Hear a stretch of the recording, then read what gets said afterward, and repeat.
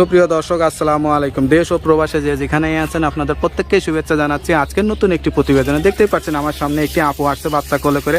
আসলে আপুটা এই বাচ্চাটা নিয়ে কেন আসছে বা আসলে কি হয়েছে, চলুন আমরা কথা বলে জানার চেষ্টা করি।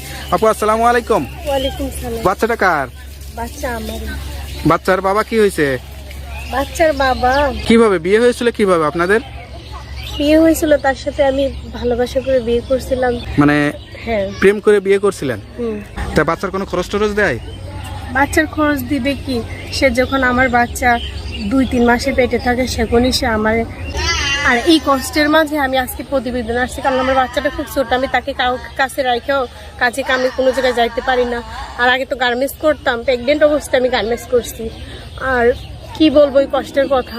এখন বাচ্চাটাকে পৃথিবীতে আনার পর আমি বাসা বাড়ি কাজ করছি। এখন বাচ্চাটা অনেক ছোট, এদের থেকে তো কাজও করা যায় না। তার জন্য আমি কষ্টে পড়ে আজকে আসছি। আর জানি না সে কেমন আছে। নামাজ কালাম পড়ি আর বাচ্চাকে নিয়ে যতটুকু পারি মা হিসাবে। আমি তো ফেলতে পারবো না, বাবা ফেলে দিচ্ছে তাতে শুনেছি, মা তো তাকে ফেলতে পারি না। তাই আমি সারা জীবন আমার ছেলে, আমি মাও বাবাও, তাকে আমি মানুষ করতেছি। সেটাই, এখন ধরেন বাবার পরিচয় লাগে, ছেলের মা পরিচয় লাগে। এখন ভবিষ্যতে আপনি কি চিন্তা ভাবনা করতেছেন? বাচ্চাটাকে নিয়ে তো আপনার যেহেতু অল্প বয়স, এইভাবে তো দিন কাটবে না, মানে আপনার তো একটা সঙ্গী লাগবে। বাচ্চা যখন বড় হবে তখন কি নতুন করে কোনো চিন্তা ভাবনা করবেন কিনা বিয়ে শাদী করার? না, এখন আমি চিন্তা ভাবনা করতেছি যে বিয়ে শাদী তো হবেই, মেয়েদের জীবন তার এইভাবে হবে না। আর আমার বাচ্চাটাকে আমি একলা তো কখনোই পালা যাবে না। তারপর আমি যতটুকু পারছি করছি।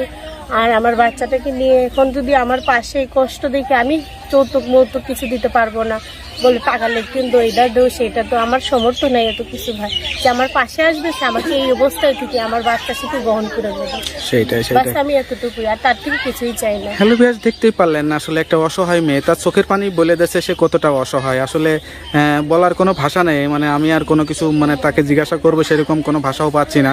আসলে তার কষ্টের কথাগুলো আসলে কি বলবো, তার চোখের পানি বলে দিচ্ছে। কেউ যদি তার সঙ্গে যোগাযোগ করতে চান অবশ্যই তার নাম্বারটা আমরা দিব। তা আপু আসলে অনেকেই আপনার সঙ্গে যোগাযোগ করতে চাবে, বাচ্চাকে সহযোগিতা হোক বা আপনার সঙ্গে যোগাযোগ করার জন্য কথা বলা হোক, তা দিবে। তা নাম্বারটা দিলে কি সমস্যা আছে কোনো? না, নাম্বার দিতে পারবো। নাম্বারটা কি মুখস্থ আছে? মুখস্থ তো নাই। দেখে বলতে পারবেন? দেখে বলবো। আপনি কি লেখাপড়া করছিলেন?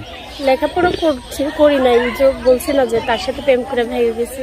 মানে সবকিছুই তার জন্য, ছেলের জন্য জীবনটা সবকিছু উৎসর্গ করে দিলেন, কিন্তু শুনি নাই। ছেলে তার প্রতিদান আপনার জীবনে শুধু চোখের পানি। হ্যাঁ সেটাই।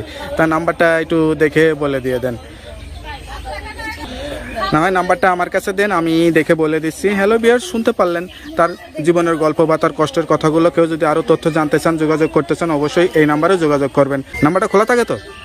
যাক, নাম্বারটা খোলা রাখবেন। আর সবচেয়ে বড় কথা, 5 ওয়াক্ত নামাজ কালাম পড়ে আল্লাহর কাছে দোয়া করবেন, আল্লাহর কাছে কান্নাকাটি করবেন। দেখবেন আল্লাহ আরও আপনার জন্য কোনো ভালো দুয়ার খুলে দেবে, ভালো কোনো ব্যবস্থা করে দিবে। ঠিক আছে আপু, ভালো থাকেন, দোয়া করে। আসসালামু আলাইকুম।